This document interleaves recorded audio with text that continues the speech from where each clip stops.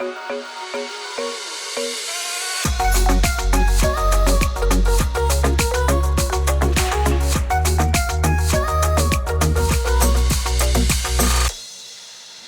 pessoal, tudo bem? Eu sou a Mariana Ferrão, eu estou aqui com o Zeca Chaves, com o Bruno Nardon. Daqui a pouquinho a gente vai conversar sobre a nossa relação com os carros, com a cidade, com a mobilidade. Mas antes eu queria contar para vocês que a gente está aqui no Volvo Garden Station, um posto de gasolina que foi completamente reformulado para falar um pouco sobre essa nova constituição de uma cidade que promove mais convivência urbana. A gente está precisando de tudo isso, está precisando demais, né? Vocês não acham? E aí, imagina um posto de gasolina cheio de natureza, em que o combustível fóssil fica obsoleto e que a gente substitui por um futuro elétrico. Vamos falar sobre tudo isso aqui. E essa semana, no dia 22, que foi o Dia Mundial Sem Carro, rolou uma live super legal aqui sobre esse assunto. Então, se você ainda não conferiu aqui no nosso canal, confere essa live, porque você vai ter muito mais informações sobre essa visão progressista da Volvo para o futuro, que vale a pena conferir. Bom, eu queria que a gente começasse com vocês se apresentando um pouco. Zeca, fala um pouquinho de você. Bem, para quem não me conhece, Zeca Chaves, sou jornalista e consultor automotivo, autor da coluna Panorama, que é especializado em tendências da indústria e do mercado automotivo. Também sou membro do Observatório Nacional de Segurança Viária e já que estamos falando de mobilidade, eu também sou jurado internacional do Future Mobility of the Year Awards. Muito legal, tenho certeza que eu vou aprender muito com você aqui hoje, Zeca. Obrigada pela presença, viu? Obrigado a você. E você, Bruno? Bom, eu sou empreendedor em tecnologia, então já criei algumas empresas aqui no Brasil. A primeira que eu fiz foi a Canui, que era um e-commerce focado mais no público masculino, lifestyle. A gente vendeu essa empresa para a Dafit, fiquei um tempo lá na Dafit, que é um grande e-commerce de moda. E depois eu trouxe como sócio aqui para o Brasil a Rappi. Então, essa empresa que faz entrega de todos os tipos de produto na sua casa, né? Fiquei lá durante um tempo e hoje em dia, não estou lá mais no dia a dia, hoje em dia eu divido meu tempo entre o Gestão 4.0, que é uma empresa de educação, e uma empresa de Venture Capital, que é minha, com alguns sócios, onde a gente investe em startups, empresas de tecnologia, que estão começando e apoia esses empreendedores durante a jornada deles. Muito legal ter nessa conversa também, Bruno, alguém com esse espírito de olhar para o futuro, de olhar para o que está aí, para olhar para a tendência. Vocês dois, eu acho que vão trazer muita riqueza para o nosso papo. E eu acho que vocês já perceberam, né, gente? A gente está num local aberto, uma esquina super movimentada aqui de São Paulo. Essa é a ideia mesmo, que a gente transforme espaços urbanos em espaço de convivência. E por isso vocês vão ouvir algum barulho, assim, durante a nossa conversa normal. Se ficar barulho demais, a gente vai refazer aqui as perguntas para vocês poderem ouvir com toda a tranquilidade. Queria dizer ainda que a gente aqui, nós três, estamos distantes, sem máscara, mas que toda a nossa equipe está de máscara e a gente também está trabalhando com uma equipe reduzida, seguindo todas as regras de distanciamento social e que o momento da pandemia exige. Para a gente começar, vamos falar um pouquinho da relação de vocês com o carro. Vou começar pelo Bruno, porque a sua relação com o carro parece que vai durar a live inteira. Como que é a sua relação com o carro? Você usa muito? Você usa pouco? Como é? Bom, hoje eu uso em algumas ocasiões o carro, né? Então, como eu sempre tentei ter o escritório próximo de casa, minha casa próxima do escritório, eu sempre tento fazer o dia a dia ou a pé ou nos patinetes elétricos, que aqui em São Paulo, né, viraram uma febre. E eu uso muito carro para viagens um pouco mais longas de fim de semana. Então, eu sou pai de família também, tenho um filho pequeno, é muito importante ter carro para ir de um lado para o outro com segurança e fazer viagens longas. Então, hoje eu costumo dividir a minha utilização de carro dessa maneira, né? Para viagens mais longas, vou de carro, para viagens mais curtas, eu tento fazer ou a pé ou de patinete. E agora, durante esse momento de pandemia, eu tenho tentado utilizar muito mais o carro para evitar um pouco de andar nessas empresas de mobilidade, né, e não me expor, e não expor também as pessoas. Então, tenho usado bastante o carro hoje em dia, no meu dia a dia. Você ficou com mais medo de usar patinete, bicicleta nesse momento da pandemia? Eu fiquei. Então, eu acho que menos patinete e bicicleta, mas muito mais porque pela velocidade, pela a tranquilidade de carro, eu acredito que é mais seguro, né? No dia a dia, mesmo antes da pandemia, eu usava muito o carro em momentos de não pico. Então, mesmo os carros de mobilidade durante o dia a dia, como eu trabalho muito, meu dia é bem corrido, eu aproveitava esse deslocamento no carro para responder um e-mail, responder uma mensagem, fazer uma reunião. E é muito difícil você fazer isso conduzindo o carro, né? Então, em momentos que não eram de pico eu utilizava alguma empresa de mobilidade para ir de um lado para o outro. Em momentos de pico, normalmente, daí sim, usava o patinete, usava a bicicleta, principalmente nas vias principais de São Paulo, onde tem ciclovia, onde é menos perigoso de você se locomover dessa maneira. Sempre com o meu capacetinho, então minha mochila estava ali com o capacetinho do lado para o outro. Agora, se você fosse pensar no Bruno de 10 anos atrás, quanto você usava o carro e o quanto você usa hoje? Eu nunca fui uma pessoa de usar muito carro para coisas perto. Eu sempre gostei de bicicleta e sempre tentei ter esse convívio próximo dos lugares que eu estava para conseguir ter mais qualidade de vida. Logicamente que essa qualidade de vida ela vem com algum custo, né? Principalmente se o seu escritório, o lugar que você estuda é num centro comercial mais caro. Então, morar perto também é mais caro, né? E o que acontece muito, eu vejo muito durante esse momento de pandemia, muita gente saindo desses centros e indo para lugares mais distantes. Então, por exemplo, aqui em São Paulo, muitos amigos meus foram para bairros mais afastados, como Alphaville, até Fazenda Boa Vista, lugares mais distantes, e que eu vejo nesse caso que hoje eles usam mais carro do que usavam antes. Eu sempre tentei muito equilibrar isso, né? O carro, de fato, para mim sempre foi uma comodidade boa para me transportar de uma maneira rápida em distâncias maiores. E para você, trabalhando há tanto tempo, né, na 4 rodas e trabalhando com carro especificamente? Você sabe que é curioso, não há dúvida, sou apaixonado por carro, a minha relação é passional desde criancinha, mas eu estava conversando com o Bruno um tempo atrás de que a minha dependência para o carro é menor, por incrível que pareça. Em parte porque eu moro mais ou menos perto do metrô, 15 minutos de caminhada, mas também meu tipo de trabalho, que é muito dentro de casa, isso permitir. Na pandemia ficou mais evidente isso. Mas acho que tem uma coisa interessante para a gente que gosta de carro, pelo menos uma parcela dessas pessoas, a gente gosta de carro e gosta de ter prazer de dirigir. E a gente não quer entrar no carro para pegar condicionamento. Aliás, eu vim para cá de metrô. Fui lá, vi as opções, vi carro, vi aplicativo, vi metrô e era mais lógico para mim. Porque não compensa para quem tem prazer de dirigir, você ficar lá esperando um sinal, parar atrás de outro carro. Então faz parte da nossa cultura, pelo menos da minha cultura, de reservar o carro para momentos em que eu vou ter esse prazer. No final de semana, à noite, uma coisa muito curiosa. Então, peraí, se eu estou entendendo bem, seu prazer não é exatamente o carro em si, é dirigir o carro. A minha relação com o carro e ele precisa sair do lugar. Como ele é um veículo automotor, ele precisa se mover. E vou contar um caso muito curioso que acontecia com a gente lá na revista. Era muito comum ter um evento à tarde. Então você está lá, 4 da tarde, e chegou a hora de um evento. E, gente, eu estou indo para o evento. E lá você tem uma série de carros, que são carros de teste. E era muito, mas muito comum, não somente comigo, com outras pessoas, que você tem lá um super esportivo ali, um esportivão.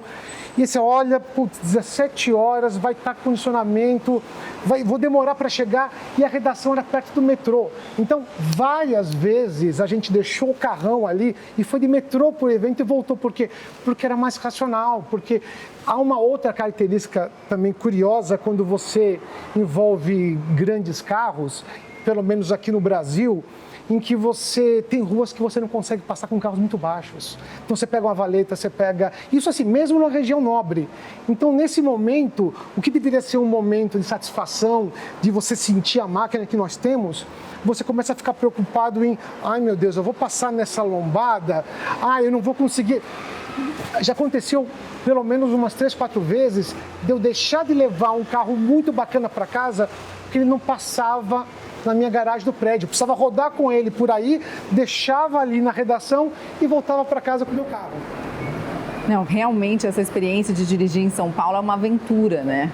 Porque às vezes você está numa estrada boa, quando você chega na cidade de São Paulo, você acha que deu algum problema na suspensão do carro. Não é normal. Né? Assim mesmo. Cara, é impressionante. Agora, o Bruno falou uma coisa interessante, né? Que você sempre morou perto do seu trabalho. A pandemia, ela trouxe uma outra situação pra gente, né? Muita gente está fazendo essa migração até para o interior de São Paulo, porque percebeu que pode, de repente, não mais ir ao trabalho. E eu acho que vai ter uma parte das pessoas que vai ficar mesmo em home office e tal, e não vai voltar. A gente teve essa semana o Dia Mundial Sem Carro. O que vocês acham, assim, essa relação das pessoas com a cidade, né, com os deslocamentos, até com o fato de morar perto do trabalho, buscar isso, que era algo que todo mundo desejava, vocês acham que vai mudar e a nossa relação toda com a mobilidade, com o ambiente da cidade vai mudar? A minha percepção é que sempre que vem um fato transformador no mundo, as coisas elas mudam para uma amplitude, para um extremo e depois elas voltam. Só que elas nunca voltam no mesmo lugar. Elas sempre voltam um patamar acima. Isso acontece de diversas maneiras com a própria tecnologia, né? Então, a minha percepção é que sim, a gente cada vez mais vejo que as pessoas vão ter um olhar mais sustentável com as coisas. E mais sustentável aqui é em relação ao tempo. E para mim, o tempo hoje é o bem mais precioso que a gente tem, porque ele é escasso.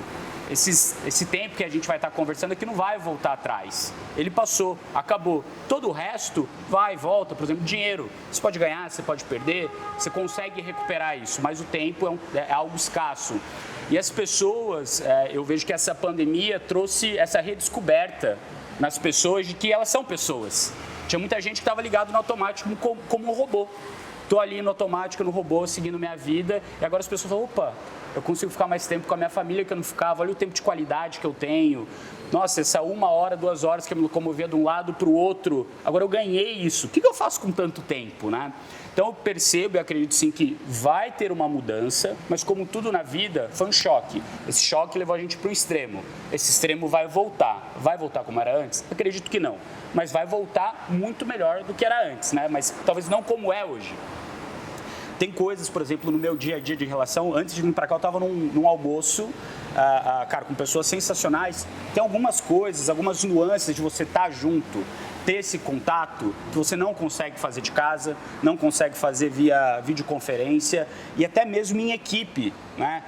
Quando eu falo de trabalho mesmo, os conflitos de coisas, aquelas conversas que você tem de corredor, a criatividade de ter mais pessoas pensando sem ter um objetivo ou uma agenda, que normalmente é a agenda de reunião que você está fazendo ali em algum software de videoconferência, isso tem muito valor. Eu acredito que isso não muda. Então, terminando aqui, concluindo o meu raciocínio, eu acredito que sim, as pessoas vão mudar, provavelmente vai ter alguns êxodos para alguns tipos de profissão, mas pelo bem psicológico das pessoas e pelo bem também de trabalhar bem em conjunto, eu acredito que vai voltar a um pouco mais do que era antes. E isso daqui que a gente vive de trânsito vai voltar. Mas eu acho que de uma maneira muito mais consciente, né? As pessoas talvez vão tentar se aproximar mais de casa ou ter dias durante a semana que vão para o escritório, que não vão, e também tentar entender que a cidade ela é um ecossistema vivo, porque, cara, quanto que diminuiu de poluição, de você não ter carro na rua, né? Quantos vídeos saíram de reportagem da Baía de Guanabara, lá no Rio de Janeiro, da água limpa. Cara, o que está acontecendo? Como que a gente destrói o planeta, né? Eu acho que essa visão sustentável, ela veio para ficar. E empresas, por exemplo, como a Volvo, que eu estou agora com o carro híbrido, cara, é sensacional. É sensacional você poder falar, cara, eu vou daqui até lá, andar 10, 15 minutos, eu vou elétrico. Cara, você não ouve barulho. Você não ouve esse barulho que a gente está ouvindo aqui, você anda, não treme. Caralho, tipo, desculpa o palavrão, mas foda, entendeu? Meu pai dirigiu meu carro essa semana, daí quando eu ligou, ele falou, mas tá ligado? Mas não fez barulho. Então é essa Você sensação sabe que uma mesmo. coisa muito curiosa, quando a gente testava carro elétrico ou híbrido, o encantamento das pessoas, quando você deixava o carro no manobrista, ele entrava, apertava o botão, acendia as luzes e ele falava assim, tá ligado? Tá ligado. Como é que eu faço? Acelera, amigo. É só acelerar. Então é muito curioso, é disruptivo. Parece detergente que não faz espuma, né? A pessoa não está acostumada com aquilo. Não funciona. Barulho, Exato. Não funciona. Parece que demora para as pessoas reaprenderem, porque na verdade dirigir um híbrido, um elétrico, faz com que você tenha que se adequar a um sistema diferente, mas ele é muito agradável. Ele causa estranhamento, como tudo que é diferente, o diferente cria ali um medo do desconhecido, mas depois que você percebe, você começa a ficar encantado com isso. Um exemplo muito claro desse medo, desconhecimento e encantamento são as pessoas idosas que aprendem a usar os recursos do celular. Então, tem uma parcela que não tem jeito. Ela não quer usar porque eu não sei como funciona, eu tenho medo que vão roubar meus dados, e é natural isso. E tem uma parcela que não vai ter jeito. Ele não vai conseguir fazer a migração digital. Mas essa parcela de idosos que por paciência, por algum filho, neto que resolve, por necessidade, acontece isso muito, quando ele começa a descobrir as potencialidades do celular, que é uma coisa que está na nossa vida, que todo mundo conhece, que hoje a gente olha e fala assim, como é possível que essa pessoa não use o celular? Um outro exemplo muito claro, como essa revolução aconteceu para essas pessoas idosas ou para quem tinha essa fobia de tecnologia. Tinha gente que só ia no banco para pagar conta. Por quê? Porque eu tenho medo de ser roubado no celular. Tinha gente que só encontrava as pessoas pessoalmente porque não funciona esse negócio de videochamada. Com a pandemia, não tem opção. É isso ou nada. As pessoas começaram a fazer videochamadas e perceberam que, claro, não é tão legal. Nossa, mas eu ganho um tempo gigantesco. Eu demorava um dia para fazer uma reunião, porque eu precisava ir cedo, voltava, as pessoas chegavam atrasadas, demorava a reunião.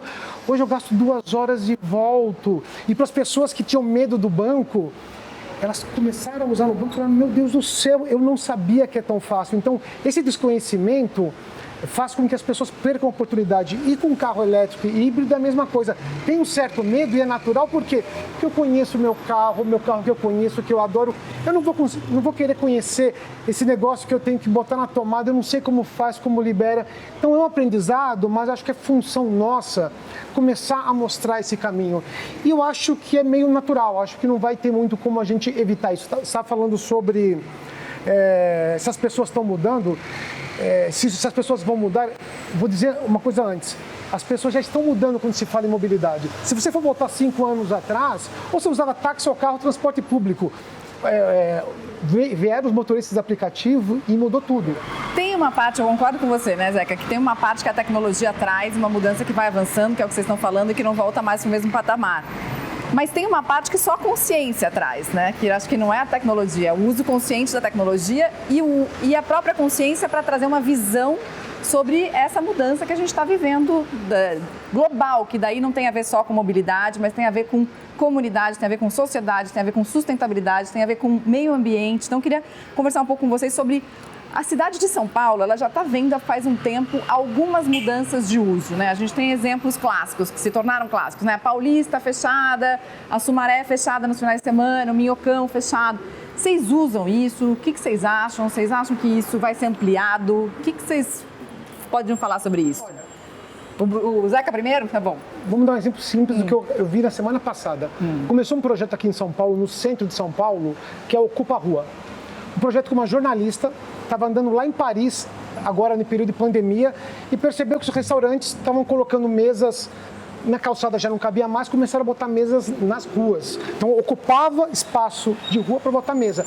Ela trouxe a ideia para cá, a prefeitura começou a implantar isso, e o que é muito bacana desse projeto é que ele é muito democrático, porque tanto para restaurantes mais chiques, mais badalados ali no centro, como para botecos mais simples. Ou seja, a gente está literalmente ocupando rua, tirando vaga de carro para a rua e colocando pessoas aqui, que eu acho que talvez deveria ser a grande preocupação nossa, porque as cidades nos últimos 70, 80 anos cresceram voltadas para o carro, para servir o carro, o que é um despropósito. As cidades deveriam ter crescido para servir as pessoas. Aliás, o carro existe para servir a gente. E é curioso que as cidades se desenvolveram, as ruas são artérias para esses carros e virou normal para as pessoas. Artérias entupidas, né? Entupidas, e virou velho normal. Para as pessoas é natural, não, rua é lugar de carro. Mas não deveria ser somente isso. Você brincou na rua quando você era criança? Brinquei muito na rua. Eu jogava também. peão, a gente corria, jogava bola. Jogava taco. Eu sei que talvez hoje seja muito difícil isso, mas usando o exemplo da Paulista, é possível. Você não precisa mais colocar terra nas ruas e vamos voltar ao passado. Não, vamos usar. E são experiências simples, assim como Ocupa Rua é uma experiência muito simples e barata. O fechamento da Paulista aos domingos, para quem não sabe, uma das grandes avenidas de São Paulo, você fecha e você tem, convivendo lado a lado, apresentação circense, gente cantando, skate, bicicleta, o cara estende uma canga no chão e toma sol. Isso na rua mais movimentada, uma das mais movimentadas de São Paulo. Então é possível com pequenas ideias. Mas é como você disse, a gente precisa mudar a nossa mentalidade, a gente precisa ter uma consciência social, ambiental, para lembrar que as cidades devem servir a gente e não a gente deve ser refém das cidades. Vamos falar um pouquinho então dessa mudança da gente também servir a cidade, né? A cidade servir a gente, mas eu acho que a gente também deve servir a cidade. Não sei, eu tenho uma visão, não sei se vocês concordam, mas que nós todos estamos aqui a serviço de algo maior e devemos nos colocar a serviço de algo. E seja de uma pessoa, né? Quando a gente oferece uma palavra ou oferece um copo d'água, seja de uma cidade mesmo. Como é que eu posso ajudar a minha cidade, né? E uma das coisas que eu acho que a gente tem pensado cada vez mais na pandemia, até por causa de tudo isso que o Bruno falou, né? De como as coisas estão mais limpas. Outro dia eu moro numa vila aqui em São Paulo e tinha um tucano na minha janela. É uma delícia isso. Então você fala, cara, que maravilha que a gente conseguiu fazer. Claro que teve uma série de coisas muito ruins que aconteceram, mas também por um lado muito legal, né? Considerando que a gente está aqui num lugar que era um posto de gasolina e que foi completamente repaginado aqui e virou esse Volvo Garden Station. E a gente está vendo aqui atrás do Bruno o que deveria ser uma bomba de gasolina sendo tomada pela natureza, que acho que é algo que a gente desejaria muito, como esse símbolo da eliminação do combustível fóssil, que a gente sabe o quanto polui o meio ambiente, e como um símbolo de renovação para o futuro dos carros eletrificados, que é algo que a Volvo aposta, já faz, já lidera aqui no Brasil. Como é que é? Você acha que isso veio para ficar mesmo? Os carros híbridos ou eletrificados vieram para ficar e não vai ter jeito? Isso aqui vai ser o futuro mesmo? Olha, eu acredito que tudo começa com, que nem você falou, né, com o desejo das pessoas pensarem mais sustentavelmente. Então, eu acredito que essas novas gerações que não foram educadas na revista Quatro Rodas, no desejo de ter aquele carro super esportivo, não que o Volvo não seja, que é muito esportivo, anda muito, mas com esse desejo de carro um pouco mais, cara, o que de fato eu quero para mim, para a sociedade e para as próximas gerações, né? Então, quando a gente pensa em tecnologia como maneira de ganhar eficiência, quando a gente pensa como as pessoas vivendo mais em comunidade, mesmo isso que você está falando, eu acho que já vem uma mudança na própria cabeça das pessoas de que eu preciso conservar esse planeta que tem 7 bi de habitantes e que daqui a pouco pode explodir, né? Tem gente, o Elon Musk querendo ir para Marte, né? Porque ele acha que vai explodir. Eu acho que não, eu acho que a gente tem que fazer aqui dar certo. E esse tipo de inovação, né, a tecnologia, ela vem aqui para ajudar a gente nisso. Como que eu posso, de uma maneira mais sustentável, usar recursos de uma maneira mais eficiente? Então, eu entendo que veio para ficar, é uma tendência, e as grandes montadoras, a própria Volvo, eu acredito que eles também compartilham dessa ideia, né? Então, o próprio Charger, né, o carregador da Volvo, que fica na parede aqui, ele é algo aberto que você pluga em todos os outros carros que você tem. E quando você pensa nisso, você pensa em comunidade. Eu não estou fazendo só isso para mim, eu estou fazendo isso para todo mundo. É algo aberto, é o que a gente chama em tecnologia de open source. O código está aberto para todo mundo se aproveitar disso, se aproveitar dessa infraestrutura que a gente está criando, porque, querendo ou não, se você tem um carro híbrido ou elétrico, você precisa da infraestrutura na cidade para que você possa carregar, seja na sua casa, no seu estacionamento, seja no seu local de trabalho, onde você pode deixar lá no momento que o teu carro vai ficar parado carregando. Então, eu vejo que essa conscientização vem das pessoas, mas também precisam vir das marcas para que elas entendam, gente, aqui o jogo é o jogo do planeta. Como que eu e as outras marcas a gente colabora como comunidade para a gente ter alguns elementos básicos para que a gente avance juntos, né? Então, eu entendo mais como isso, eu acredito que veio para ficar e faz parte nossa, aqui, que nem você estava falando, da gente também experimentar, mostrar que funciona bem, que você não vai ficar na mão no meio do caminho porque vai faltar combustível, eletricidade. Então, são as pequenas coisas que eu acho que aos poucos, como tudo na vida, como toda mudança de hábito, ele vem construindo. Mas as pessoas, elas já estão abertas à novidade. Não, isso é maravilhoso, né? A gente sair desse sistema de competição total e passar para um sistema mais cooperativo, mais sustentável, é de arrepiar, né? Exato. Eu acho incrível. Olha, talvez vendo que no Brasil seja muito incipiente e estar ouvindo falar lá fora há muito tempo, dê a impressão de que não chegou, não vai chegar e não vai mudar. Vou fazer um exercício que é mais simples. Vamos ver como está lá fora. Pensa no caso, vou dar uma situação muito simples. Você tem o mercado europeu, que é o segundo ou primeiro mercado competindo com a China. Vamos usar os números do crescimento de carros eletrificados, sejam híbridos plug-in, sejam elétricos, na Europa. Em junho passado, o crescimento de carros eletrificados na Europa, veículos novos, foi de 65% em relação a junho do ano passado. Já o dos veículos a gasolina, houve uma queda de 30%. É normal que tenha tido uma queda, porque você houve um desaquecimento da economia por causa da pandemia, mas o que surpreendeu muito foi um crescimento que já vinha vindo há alguns anos, tão acentuado na Europa. Por que isso? Só porque as pessoas de uma hora para outra perceberam que carro elétrico ou híbrido é bacana? Não é só isso. Estamos falando aí de décadas insistindo nisso. E você tem um outro componente importante que a gente precisa lembrar, você tem incentivos dos países. Alemanha, França, nos países nórdicos, você tem ali uma série de incentivos fiscais que faz com que você experimente o carro. Você precisa experimentar. É claro, você não vai comprar algo completamente novo, que é caro, a gente sabe que é caro, sem experimentar. Então, os países permitem que você tenha esse primeiro contato. Por isso que se você tem na Noruega, por exemplo, 70% dos emplacamentos de novos carros já são elétricos ou híbridos. E aí, quando você começa a pensar na realidade brasileira, você percebe que, olha, tudo leva a crer que a tendência ela é irrefreável, ela vem nessa direção. Mas ela precisa ter a condição suficiente para isso. Então, e no Brasil a gente não tem isso, a gente não tem, ao contrário, você tem quase desincentivos aqui no Brasil. E por que precisa de desincentivos? Porque é uma tecnologia mais cara. Ela é mais cara porque você tem uma escala menor. O Bruno entende de escalabilidade. Se você tem uma escala gigantesca, você consegue reduzir o preço brutalmente. Se você não tem, ele é naturalmente mais caro. E você tem ali um componente estrutural, que é a bateria, que é bem mais cara ainda hoje. Então, é naturalmente mais caro e você precisa que tenha o poder público que favoreça você trazer isso. Famoso gap da infraestrutura. Só que assim, mas você já está vendo de fato, estamos num blá blá blá bacana, parece que a gente está sonhando isso, mas você já está vendo na realidade isso acontecendo. Então, nos veículos pesados, você já vê caminhões elétricos, caminhões de lixo que andam à noite fazendo barulho e não tem jeito, porque você não pode botar o caminhão de lixo, você pode botar de dia, mas a noite é melhor, tem menos carro na rua, mas você está dormindo, ele vai chegar ali na cação e fazer barulho. Com um caminhão elétrico, você não tem esse problema. Você já tem isso nos ônibus. Aliás, se vocês forem pensar, nos anos 50, 60, tinha os trólebus que não faziam barulho nenhum, não precisavam nem de bateria, porque eram carregados por via aérea. Então, você está voltando isso com alguns veículos de serviço e você tem algumas marcas que estão começando com isso. A Volvo é uma delas. Das 6 opções de produtos que ela tem ali, 5 são híbridos plug-in. Você tem 3 SUVs, você tem 2 sedãs e todos eles são plug-in.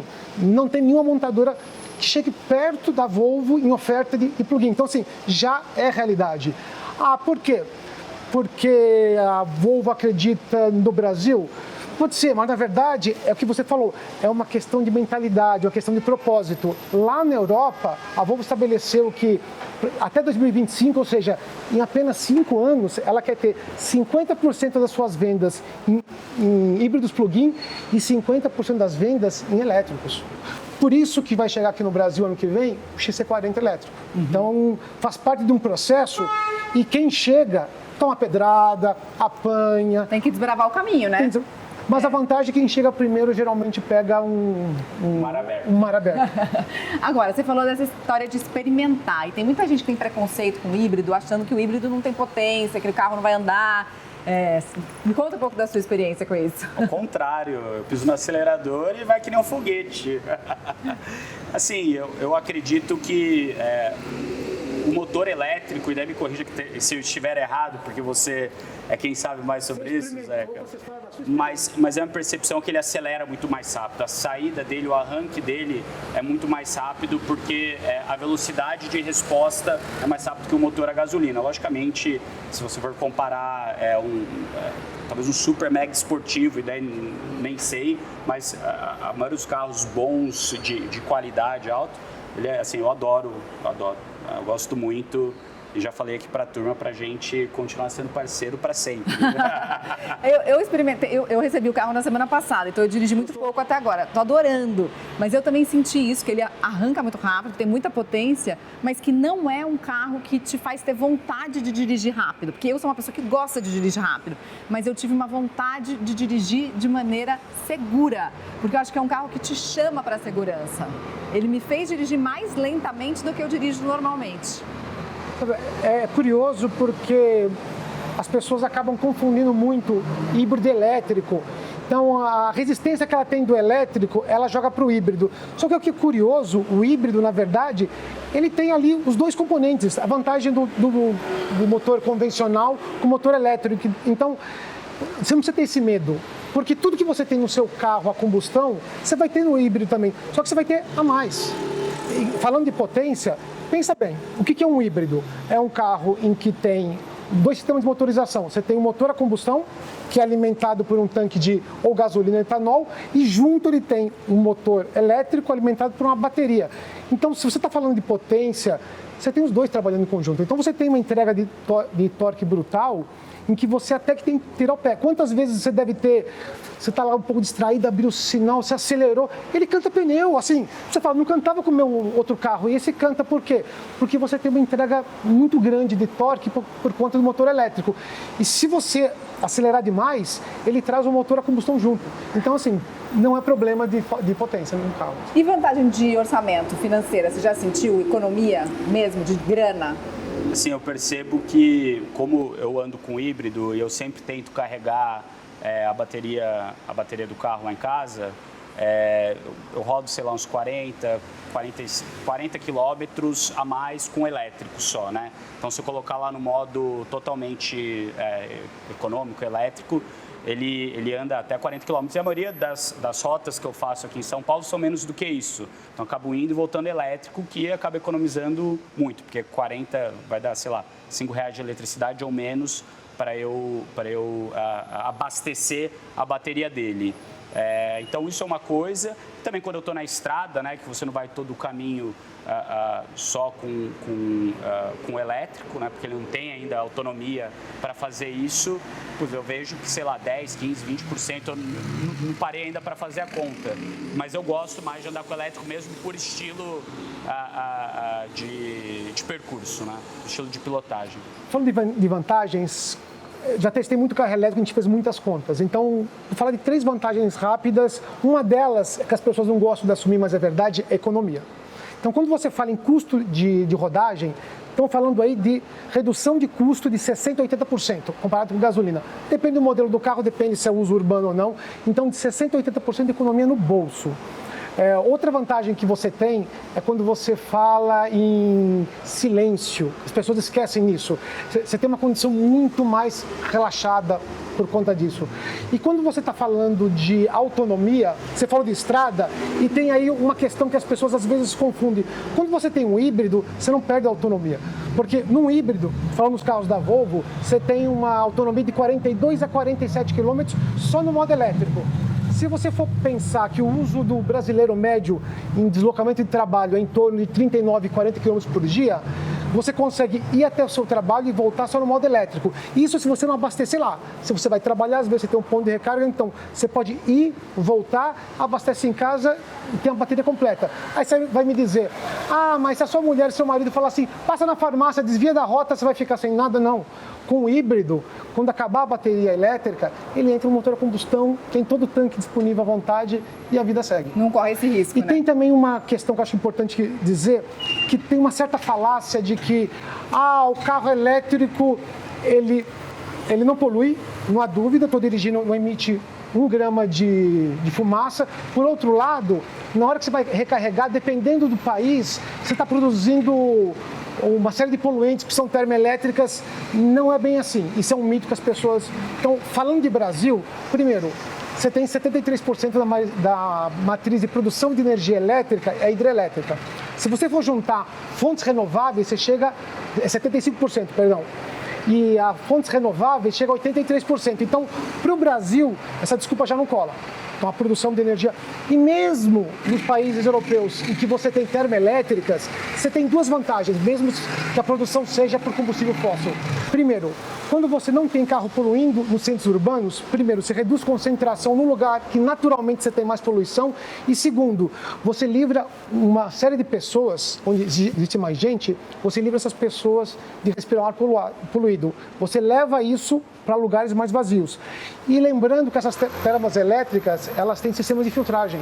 Então, não é bem verdade, as pessoas gostam de bater em carro elétrico, pode ter várias razões, essas não são bem verdadeiras. E vamos falar um pouquinho do Volvo On Call, Bruno. Como é que é a tua experiência com esse sistema que dá uma série de informações sobre essas viagens, tipo um feedback Exato. em tempo real ali, né? Assim, eu te falei, né? Eu sou entusiasta por tecnologia. Então, além de toda essa parte mais sustentável do carro, eu gosto muito da parte tecnológica dele. O aplicativo, o Volvo On Call, ele me permite de ver exatamente as viagens que eu estou fazendo e quanto que eu estou consumindo, seja de combustível fóssil ou de eletricidade, e como que está ali a minha média, né, diária. Então, tem dias que eu estou 50-50, tem dias que eu estou 75 elétrico, 25 combustível, e tem dias que eu estou ao contrário. Isso acaba virando um loop de feedback para mim mesmo. Falar, cara, se eu quero ser mais consciente, eu estou aqui conseguindo medir e melhorar. Você se cobra assim? Você fala, ih, hoje eu fui mal. Não, mas aquilo fica na cabeça, né? Sei. Fica na cabeça, tipo, putz, eu poderia ter sido melhor. Então, eu acho que é muito legal de você ver, né? E se você vê, você consegue medir. Quando você mede, você gerencia. Se você gerencia e você tem essa cabeça de gerenciar, isso te ajuda na sua cabeça de conseguir dirigir de uma maneira, pelo menos para mim, mais sustentável. Mas além disso, o que eu mais gosto, além do Volvo On Call, é a parte tecnológica, né? A gente falou muito aqui de, putz, às vezes quando você está com muito trânsito, você não tem prazer de dirigir. Eu odiava dirigir com carro manual. Na hora que você passa por um carro automático no trânsito, já é maravilhoso. E na hora que você coloca o Pilot Assist na marginal ou em lugar que você tem muito trânsito, você liga ele calibra ali a distância para o carro da frente e diminui a velocidade ou acelera. Então, a sua vida fica muito mais fácil em termos de estresse para dirigir.